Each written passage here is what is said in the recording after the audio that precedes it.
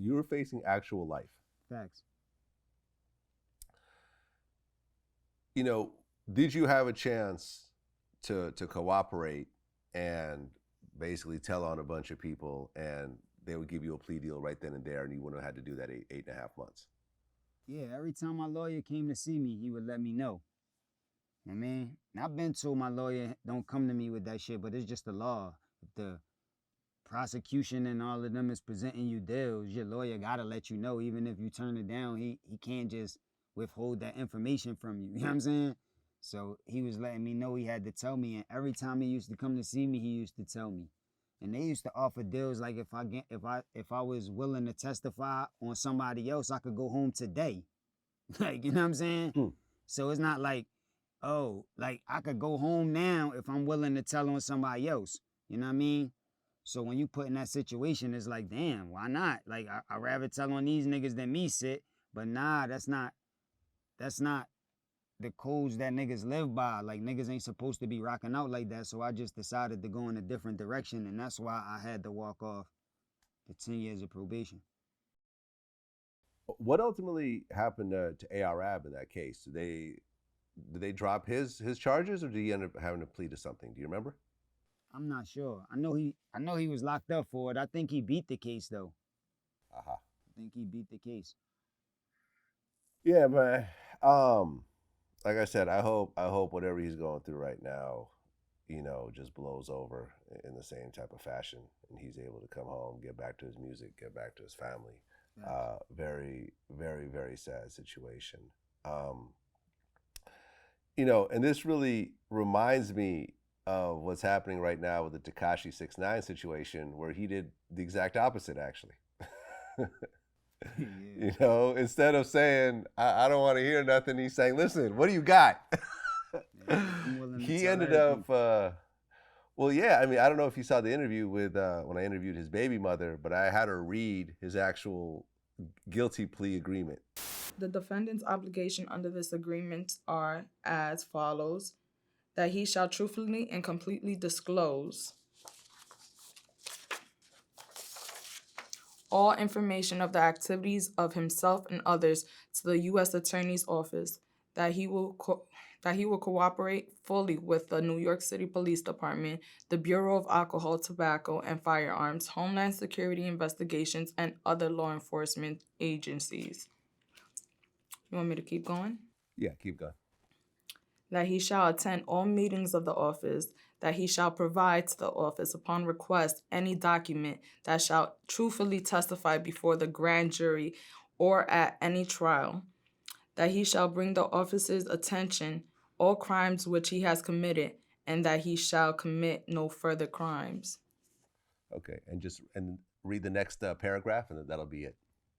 If the defendant does this, the office, and this is detailed on pages 4 and 5 of the agreement, agrees not to prosecute the defendant for the crimes set forth in counts 1 through 9 of superseding information, as well as additional crimes that the defendant has told the government about. It's dudes like him that I couldn't never see holding water from the beginning. I knew if like that type of pressure was on a dude like that, he was probably gonna fold from the rip. And it's like I could see why dudes is deciding to make them decisions. Cause like, years and years ago, probably over a decade ago, I decided not to tell. And I come home and it's like it's like I got less attention on me. You would think people should be putting you on some pedestal because everything you're doing is supposed to be how rappers is supposed to be living. But you come home and you got less attention. It's like people is supporting you less and not even respecting your story. Like they forgot all about what you just did. So I really I mean, I don't respect it, and I definitely don't say that that's the right direction to go in. But I could kind of understand why these young boys is making them decisions. Because if you decide not to rat, then what? Then you're gonna come home and get a reward. You're gonna get a cookie. It's like niggas ain't doing nothing for stand up niggas no more. Niggas is supporting the rats more than the stand up niggas now. So it's like, why would you decide to be a stand up nigga right now? Because what is the benefit of it? Well, yeah, I mean, I remember I interviewed Boosie recently, and we talked about how he was actually on death row in Louisiana. when I went in there, I was just like, I want my lawyer. They would tell we got you on 8 murders and all this shit. I want my lawyer, period. You know what I'm saying? They came at me with some shit one time about Mel and T. I told them, suck my dick. Suck my dick.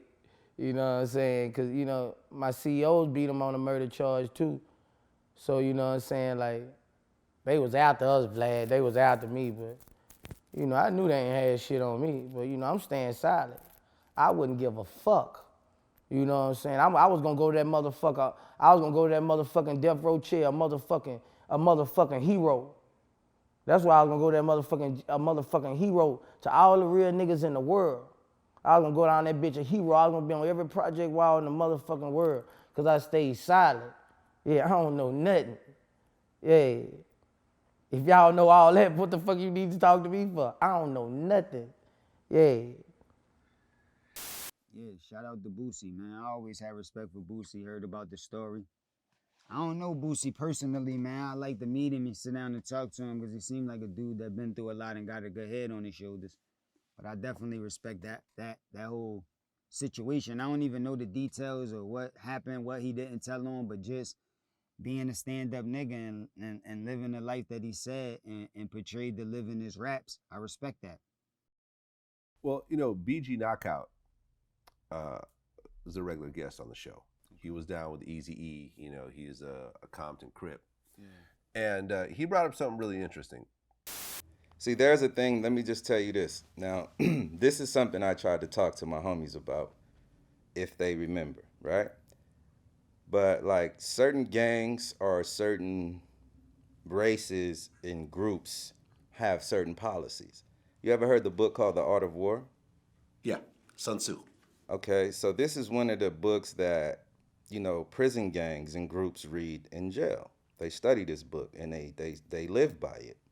Now, the whites in prison and the Mexicans, for the most part, have a policy that they can tell on anybody that's not a part of their group. It comes from the art of war. It's pretty much, getting rid of your enemy by any means. And the greatest war fought is one that, the greatest war won is one that you don't have to fight necessarily, right? So, they have this thing, yo, and one thing that I do know is that if you at war, at odds with somebody or with an enemy, and you don't fight the war the same way, you're probably not gonna win.